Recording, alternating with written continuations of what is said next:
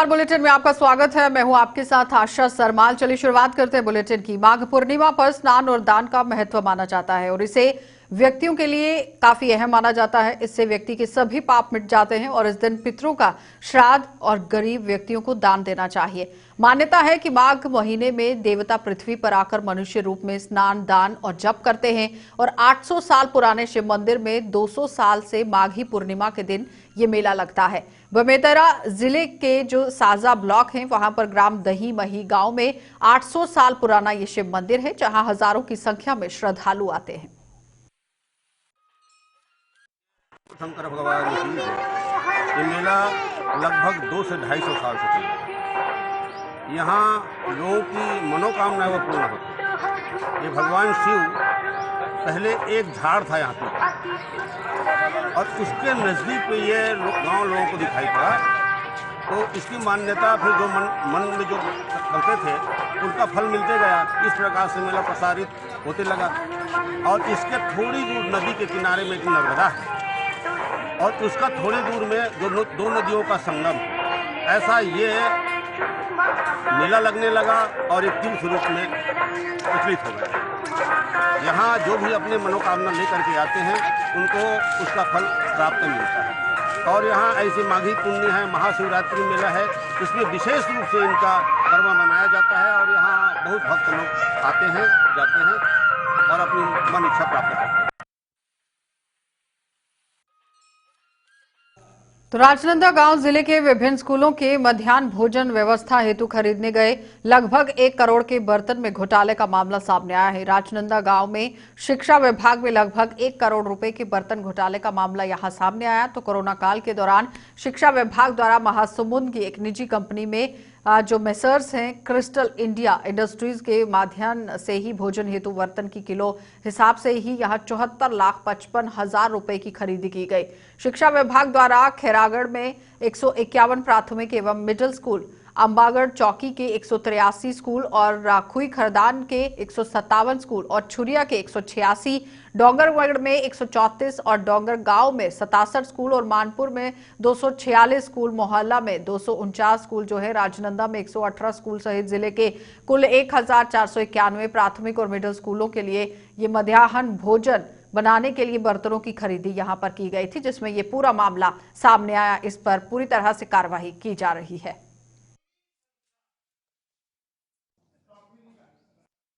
ये जानकारी जो है आपके माध्यम से प्राप्त हुई है। ये 1,74,00,000 का जो कह रहा है वो गलत सरासर जो है झूठा है। आपके प्रिंट मीडिया के द्वारा जो है इसको बढ़ा चढ़ा के जो है भेजा गया है।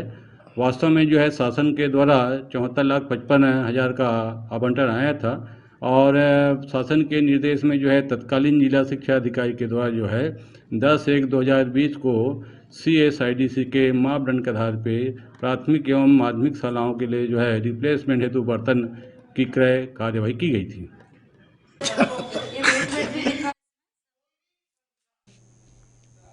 तो बीजेपी कार्यालय में आज किसान मोर्चा प्रदेश कार्य समिति की बैठक पहली बार आयोजित की गई और बैठक में नेता प्रतिपक्ष धर्मलाल कौशिक, राज्यसभा सांसद सरोज पांडे, प्रदेश किसान मोर्चा के अध्यक्ष श्याम बिहारी जायसवाल और पूनम चंद्राकर सहित कई बीजेपी के दिग्गज नेता इस बैठक में शामिल हुए।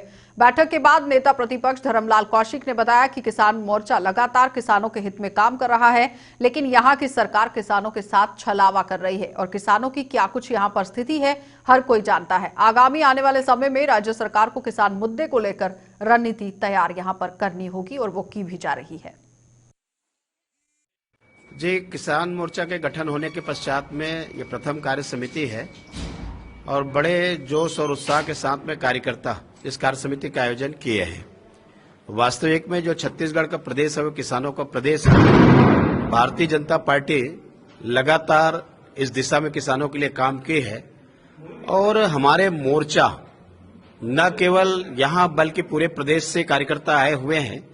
किसानों की क्या स्थिति है, अभी विधानसभा में जो बातें आई हैं और आने वाले समय में इस कार्य समिति के माध्यम से बातचीत होगी और बातचीत के बाद में अभी किसानों का 2 बड़े आंदोलन हुए हैं, दोनों सफल आंदोलन हुए हैं।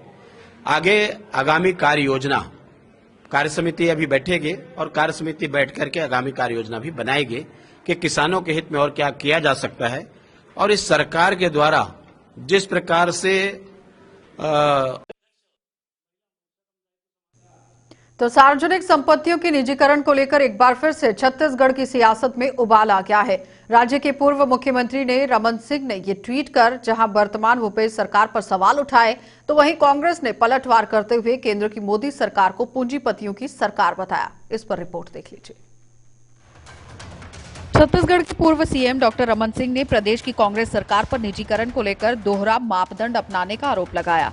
उन्होंने ट्वीट करते हुए कहा कि भूपेश बघेल सरकार के खाने के दांत अलग हैं और दिखाने के अलग। पूर्व मुख्यमंत्री ने इस ट्वीट में छत्तीसगढ़ राज्य विद्युत वितरण कंपनी के निजीकरण को लेकर अखबार में छिपे हुए खबर को अटैच करते हुए भूपेश सरकार पर आरोप लगाया कि उनकी सरकार एक तरफ नगरनार स्टील प्लांट के निजीकरण का विरोध कर रही है, तो वहीं दूसरी तरफ छत्तीसगढ़ राज्य विद्युत मंडल को निजी हाथों में देने की तैयारी में है। इस मामले पर राज्य की विपक्षी पार्टियां बीजेपी पर सवाल उठा रही और कांग्रेस सरकार का ये कैसा दोहरा मापदंड है, इस तरह से सवाल उठाए गए। खेत बेच देंगे, जिस बात को हम लोग कहते थे उसी को चरितार्थ सरकार कर रही है। तमाम प्रकार के आरोप मोदी सरकार पे लगातार ये लोग लगा रहे हैं। आज देखिए कि यहाँ पर नगर-नार का विरोध कर रहे हैं, विनिवेश का, और बिजली कंपनियों को किस तरीके से निजी हाथों में देने की तैयारी की जा रही है, इसको हम सब देख रहे हैं। सबसे महत्वपूर्ण बात यह है कि राजस्व की जो वसूली होगी, राजस्व का जो संग्रहण होगा, उसको भी निजी हाथ में देने का प्रयास सरकार कर रही है। हमने देखा है आबकारी विभाग में 5 करोड़ रुपए से ज्यादा की राशि अभी तक कोष में जमा नहीं हुई है। तो इस तरीके से एक बड़ा भ्रष्टाचार करने का तैयारी में सरकार फिर से जुट गई है। वहीं इस पूरे मामले को लेकर कांग्रेस बीजेपी को घेरने की कोशिश कर रही है। कांग्रेस पार्टी का कहना है कि मोदी सरकार की नीति और नीयत दोनों ही ठीक नहीं है, साथ ही करनी और कथनी में बहुत बड़ा फर्क है। कांग्रेस ने इस मामले को लेकर केंद्र सरकार पर आरोप लगाया कि चंद पूंजीपतियों के इशारे पर काम करने वाली मोदी सरकार लगातार अधिनायकवादी जो रवैया है वो अपना रही है। मोदी सरकार की नीति और नीयत दोनों जन विरोधी है। कथनी और करनी में बड़ा अंतर है। चंद पूंजीपतियों के मुनाफे पर काम करने वाली मोदी सरकार लगातार अधिनायकवादी रवैया अपनाकर संघीय ढांचे के खिलाफ राज्यों के अधिकारों पर कुठाराघात कर रही है। सार्वजनिक क्षेत्र के एनएमडीसी के 20,000 करोड़ से अधिक के निवेश होने के बाद नगरनार संयंत्र के निजीकरण का प्रयास किया जा रहा है। वहीं विद्युत जो विशुद्ध रूप से राज्य सूची का विषय है, उसे चंद पूंजीपतियों के हाथ में सौंपने के लिए निजीकरण की तैयारी की जा रही है। पूर्व में भी छत्तीसगढ़ की हम बात करें तो बालको अटल बिहारी वाजपेयी जी के समय में औने पौने दाम पर निजी पूंजीपतियों को सौंप दिया गया था, और वही काम भारतीय जनता पार्टी की मोदी सरकार चंद पूंजीपतियों के मुनाफे के लिए रेल, एयरपोर्ट, बीमा, बंदरगाह सहित देश के तमाम संसाधन चंद पूंजीपतियों के हाथों में सौंपना चाहती है।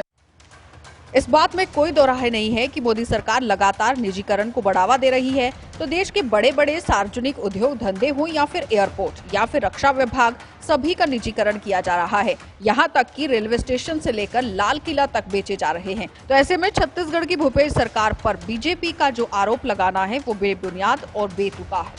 Bureau report. तो मुख्यमंत्री भूपेश बघेल आज राजधानी रायपुर के बलबीर सिंह जुनेजा इंडोर स्टेडियम परिसर में आयोजित मुख्यमंत्री कन्या विवाह समारोह में शामिल हुए। इस दौरान इस अवसर पर नव दंपतियों को आशीर्वाद और उनके सुखमय जीवन के लिए शुभकामनाएं दी गई। छत्तीसगढ़ में पहली बार 22 जिलों में एक साथ इस योजना के अंतर्गत सामूहिक विवाह समारोह का आयोजन किया गया। सभी जिले राजधानी रायपुर में आयोजित समारोह में वीडियो कॉन्फ्रेंसिंग के माध्यम से जुड़े। मुख्यमंत्री बघेल ने विभिन्न जिले के नवविवाहित जोड़ों से बातचीत कर उन्हें आशीर्वाद प्रदान किया। इन समारोह में 3,229 जोड़ों का विवाह संपन्न हुआ। आज रायपुर में और उसके साथ साथ प्रदेश के 6 स्थानों पर सामूहिक विवाह का आयोजन शासन की ओर से किया गया, महिला बाल विकास विभाग के द्वारा किया गया। इसके लिए मंत्री जी को और विभागीय अधिकारियों को और जिला में जो पदस्थ अधिकारी हैं उनको भी बधाई देता हूं कि उन्होंने बहुत ही पुनीत कार्य किया है। उन वर वधुओं को और उनके माता पिता को भी बधाई देता हूं कि सामूहिक विवाह में विवाह करने का निर्णय लिया और साहसिक निर्णय वर वधुओं ने लिया है। इसके लिए मैं उनके माता पिता को, वर वधु को बधाई और शुभकामना, और वर वधु को खूब आशीर्वाद। नए जीवन में वो प्रवेश कर रहे हैं, हम सब के आशीर्वाद उनके साथ है। और आज के समय में फिजूल खर्ची रोकने के लिए जो कदम उठाए हैं उसके लिए मैं बधाई देता हूं।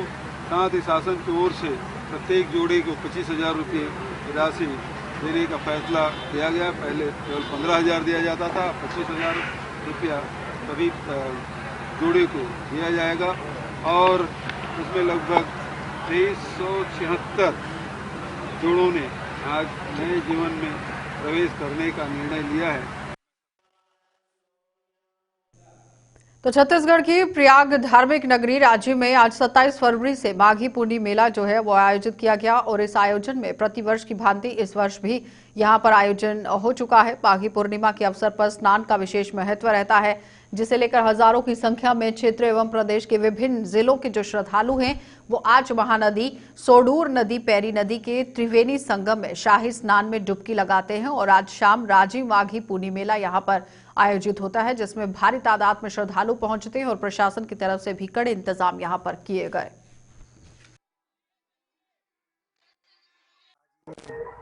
त्रिवेणी संगम के पावन तट पर हम खड़े हैं और जैसा कि सब जानते हैं माघ पूर्णिमा का ये पावन अवसर है।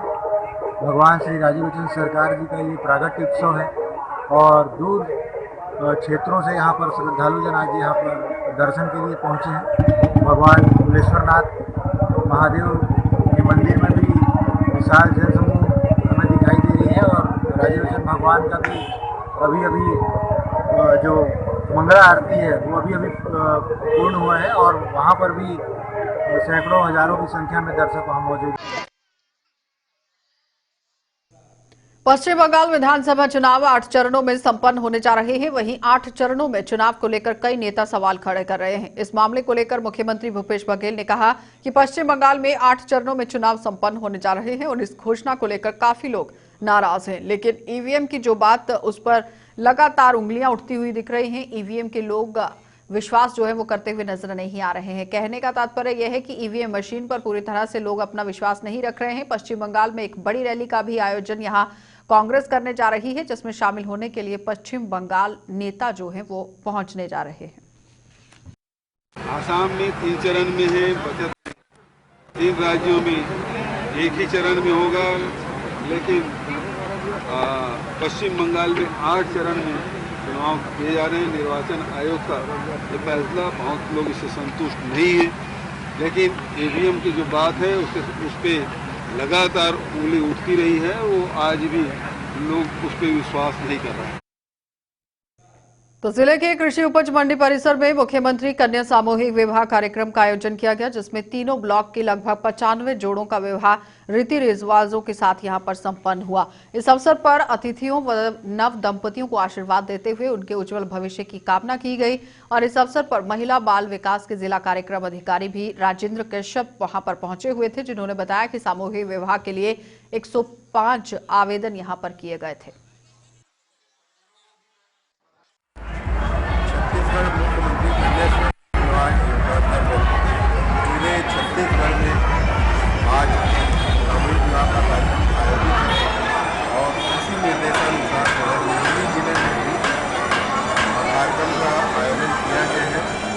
इस कार्यक्रम में 105 जोड़ा जो है उसका हमने प्रवर्तन करा था और 95 जोड़े जो है कहीं हो चुके हैं और लगभग जोड़े जो है वो हमारे आ चुके हैं। 2-3 जोड़े जो है वर कहीं से नहीं आए, कहीं से बहू नहीं आए और हमारे जोड़े जो है वो तैयार हो चुके हैं और अब हम उनको विवाह की खुशी में यहाँ पर बिठाने की तैयारी चल रही है। इस कार्यक्रम के लिए शासन के द्वारा 25,000 रुपये का प्रावधान। भूपेश बघेल ने सरकार के नेतृत्व के साथ साथ बेहतर वित्तीय प्रबंधन की नई मिसाल कायम की है और कोरोना महामारी और लॉकडाउन के बावजूद छत्तीसगढ़ की अर्थव्यवस्था को बेहतर प्रदर्शन यहां पर किया जाए, उस पर काम चल रहा है। मुख्यमंत्री भूपेश बघेल की सरकार के फैसलों के कारण ही छत्तीसगढ़ देश के बेहतर स्थिति में आज सामने आया है और ये बात प्रदेश कांग्रेस संचार विभाग के अध्यक्ष शैलेश नितिन त्रिवेदी ने छत्तीसगढ़ राज्य की 2020-21 के आर्थिक सर्वेक्षण और सकल राज्य घरेलू उत्पाद जीडीपी के त्वरित और अग्रिम अनुमान को लेकर यहां पर कही और उनका यह भी कहना था कि कोरोना के बावजूद हर क्षेत्र में छत्तीसगढ़ ने देश के राष्ट्रीय सूचकांकों में बेहतर प्रदर्शन किया। के 15 साल रोज 4 किसान आत्महत्या करते थे रमन सिंह जी के निर्वाचन क्षेत्र राजनांदगांव में लगातार किसान आत्महत्या की घटनाएं उजागर होती थी। आज छत्तीसगढ़ में किसानों की 9,000 करोड़ की कर्ज माफी हुई है। छत्तीसगढ़ में किसानों को फसल का समर्थन मूल्य मिल रहा है, ज्यादा किसानों को मिल रहा है, ज्यादा रकबे के लिए मिल रहा है और ऐसे समय किसानों की आर्थिक स्थिति बेहतर हुई है। किसी किसान परिवार की परिस्थितियों पर मैं नहीं जाना चाहूंगा। हो सकता है सबकी अलग अलग आर्थिक परिस्थिति और मानसिक परिस्थिति हो सकती है, लेकिन छत्तीसगढ़ के किसान आज खुशहाल हैं और यह भूपेश बघेल सरकार की नीतियों के परिणाम स्वरूप ही हुआ है। कांग्रेस सरकार की किसान समर्थक नीतियों से अगर भाजपा के शासनकाल की तुलना करें तो लगातार किसानों से धोखाधड़ी तो होती थी। 300 रुपए बोनस नहीं मिला 5 साल तक, 2100 रुपए समर्थन मूल्य बोल के नहीं दिया, 5 हाउस पावर पंपों की मुफ्त बिजली नहीं की। भाजपा भूपेश बघेल सरकार पर आरोप लगाने के पहले अपने गरेबान में झांक कर देखे। चलिए, बुलेटिन में फिलहाल इतना ही। इजाजत दीजिए। नमस्कार।